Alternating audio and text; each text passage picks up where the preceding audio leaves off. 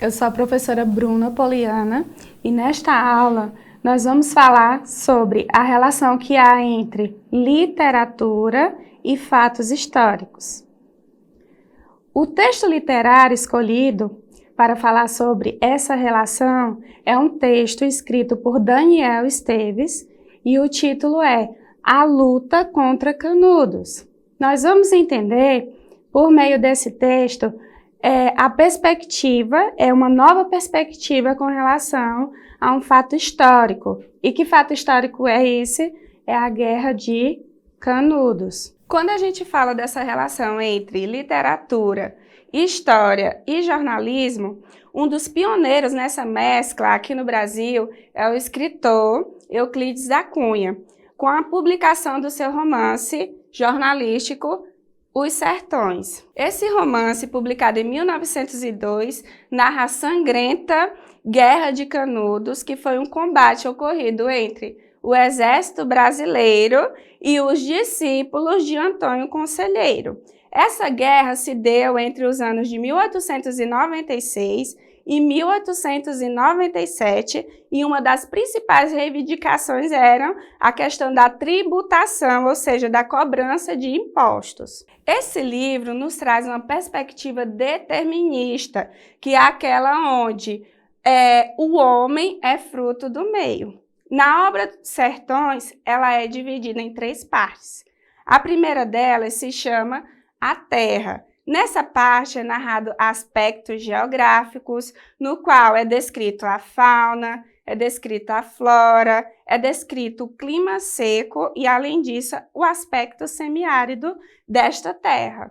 A segunda parte, o autor Euclides da Cunha nos mostra o cangaceiro, nos mostra o sertanejo e o jagunço e a relação que eles têm com essa terra. E a terceira parte do livro Euclides da Cunha tem como título A Luta e narra justamente as 4 expedições que ocorreram do Exército Brasileiro em rumo ao Arraial de Canudos, com o intuito de extinguir aquele lugar. Agora que a gente já viu a perspectiva histórica a respeito da Guerra de Canudos, vamos voltar à obra de Daniel Esteves. Vamos conhecer um pouco da estrutura desta obra, dessa história em quadrinhos, que trata-se de uma nova perspectiva com relação a esse acontecimento histórico que foi a Guerra de Canudos. A luta contra Canudos. O tipo de linguagem empregada no livro A Luta contra Canudos é uma linguagem mista, ou seja, é uma mistura de imagens, com textos, com recursos gráficos para fazer com que chame a atenção dos leitores. Até porque essa obra ela é voltada para o público infanto-juvenil e imagem sempre é um bom recurso para atrair esse tipo de público, certo? E esse texto é considerado uma nova perspectiva do livro Os Sertões, de Euclides da Cunha, porque ele parte um pouco do princípio da estrutura que Euclides da Cunha utilizou para a construção do seu livro Os Sertões. Vamos ver como o livro A Luta contra Canudos é dividida. Na primeira parte, que é o capítulo 1, é o peregrino. Segunda parte, o guerreiro. A terceira parte, o religioso, e na última parte nós temos o inocente. Dentro dessa obra tem vários temas, e um deles são religiosidade, pobreza, descrença na política republicana e supervalorização da monarquia. Os habitantes do Arraial de Canudos não aceitavam essa nova forma de governar o Brasil. Monarquia caiu, veio a instauração da República, mas os benefícios que chegavam, no Brasil, principalmente nas capitais, não chegavam até essa população. Então, quando eles pensavam na questão dessa mudança, não tinha nada que os beneficiasse. Só era tributação, só era mais fome, mais miséria. Antônio Conselheiro conseguiu reunir um número muito grande de apoiadores. Tanto é que as pessoas preferiam ficar com ele, seguindo o que ele acreditava, do que sair do sertão com medo da fome. A primeira parte do texto tem como título Peregrino. Como você pode perceber, o que é descrito aqui? É descrita a questão do êxodo rural. Existia nesse local muita seca, muita fome, muita miséria. E a gente pode perceber que através dessa imagem há um deslocamento por conta da seca. Pessoas pegando seus animais, pegando os componentes da família e indo em busca de um futuro melhor. Nessa imagem, a gente percebe a figura do Antônio Conselheiro. Vamos ver o que ele está conversando com a população. Eis aí a república, o cativeiro, trabalhar somente para o governo. É a escravidão anunciada pelos mapas que começa. Não viram a tia Benta em Carrochó? Quiseram me cobrar R$100 para usar o chão para vender uma esteira que não valia nem 80.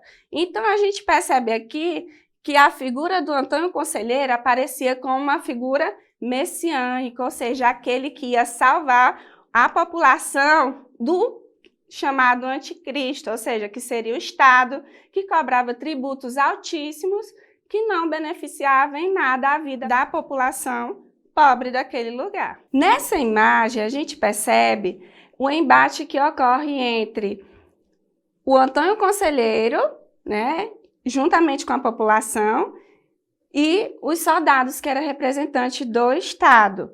E nós vemos o seguinte diálogo: ela é religiosa e velha, a escravidão da república não respeita ninguém.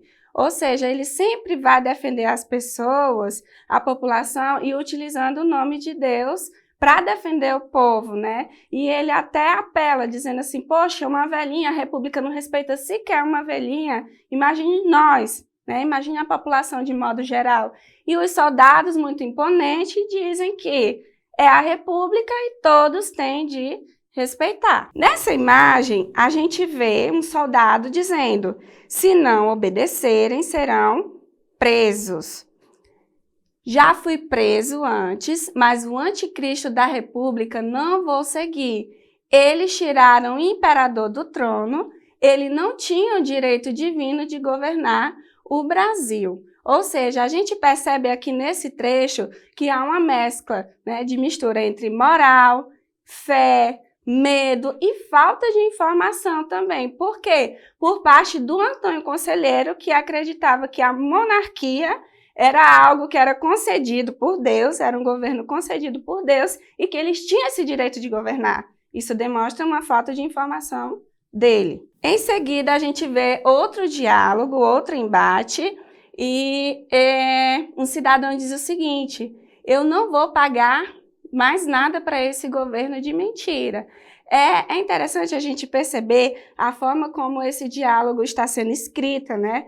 Pois o texto, ele utiliza a escrita regional, a gente percebe a fala oral representada de modo escrito, a fala da população, que é uma marca dessa obra, né? O regionalismo.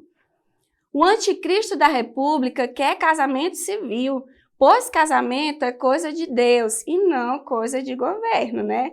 Com a implantação da república, veio o casamento civil. E segundo Antônio Conselheiro, casamento civil não era coisa permitida por Deus. O que valia era o casamento na igreja. Ou seja, a gente vê aqui uma oposição de ideias, de pensamentos.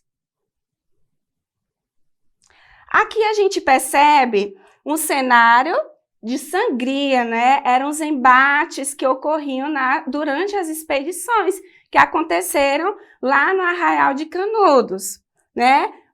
Aconteceram algumas lutas, Canudos venceu alguma delas, ou seja, houve algumas vitórias da população, só que o massacre pelas forças do governo ocorreu na 4ª expedição. Foi uma guerra breve, durou apenas 1 ano, mas ela foi considerada muito violenta, porque era um embate armado.